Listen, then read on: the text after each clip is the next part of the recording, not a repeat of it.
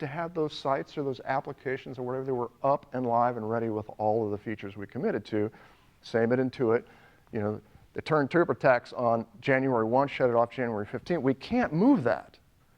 Most companies, and I think that is the way it's becoming here more and more, you do have dates, whether you call it Agile or not. Nobody's saying when we need to do that, who's responsible for doing it. And I think one of the cases, because you don't have dedicated Scrum Masters, it's often very tough for a senior engineer or a manager to hold someone accountable to the commitment they made yesterday about getting together with TechOps. So like, oh, okay, all right, you've got a lot of dating the tasks, which I know a lot of people don't like, especially the Agilistas, but I ask for some kind of commitment. When are you going to get that thing done? And if it doesn't happen, we put a line through it. We ask for another date. Is that you always have a space out to the right side for post-Scrum comments. Whoever's playing the role of the Scrum Master needs to say, fascinating conversation, but you two need to do post-Scrum, okay? We just have everything. Post-Scrum, post-Scrum. So you don't keep the whole team engaged. Well, they're not engaged. I go into a lot of meetings where two people are having a conversation and everybody else in the team is doing emails.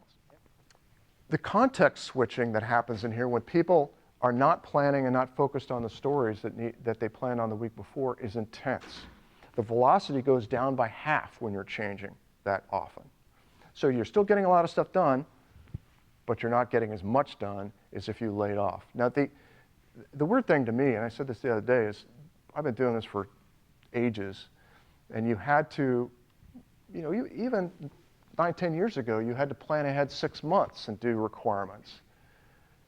And now, people can't seem to plan ahead 2 weeks. If you call it a tent pole, what are the baseline attributes of what we expect out of teams? Is daily stand-up a tent pole? Is doing a burn down a tent pole? I'm not saying what those should be. I believe the PMO has rolled out an example of what those should be. I'm just saying, well, let's all agree on it. This also showed us we needed 2 teams, by the way. The backlog was too big, and the one team was just in reaction mode all the time.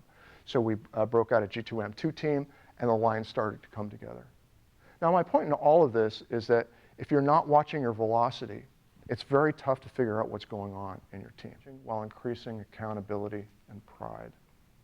I've found that teams who watch their velocity get really, really mature, happy. They're starting to have fun. They deliver great software, and they are proud of it.